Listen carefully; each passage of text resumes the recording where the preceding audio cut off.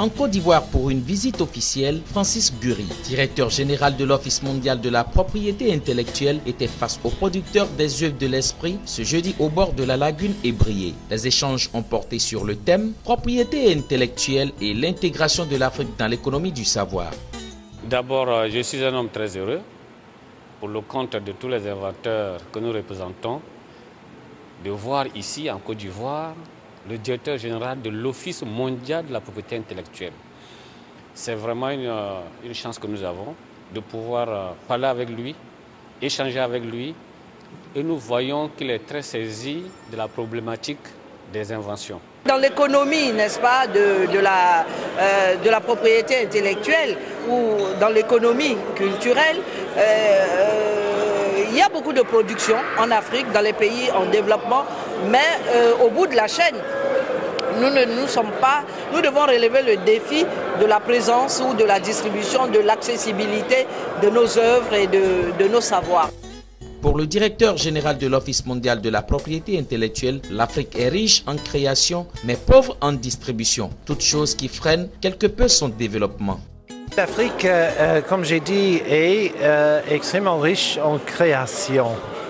On a des artistes exécutants, on a des écrivains, des danseurs.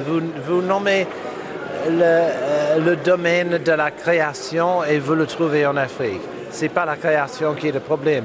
Je pense que l'intégration dans les grands réseaux, dont la possibilité est donnée par l'Internet, par exemple, ça c'est un défi. Et ça c'est une question de la construction de l'infrastructure. Le directeur général de l'Office ivoirien de la propriété intellectuelle a à son tour invité ses administrés à la valorisation et la protection de la richesse culturelle et intellectuelle. Non, sans appeler les uns et les autres à bâtir des réseaux de distribution afin de tirer le maximum de profit de leurs travaux et recherches intellectuelles. Vous voyez, pendant la saison des mangues, on produit beaucoup de mangues, mais si on ne peut pas les commercialiser, ça pourrit au pied des arbres. C'est la même chose pour la création artistique. Si vous avez des œuvres que vous n'avez pas des acheteurs, vous ne pouvez pas vivre de votre création.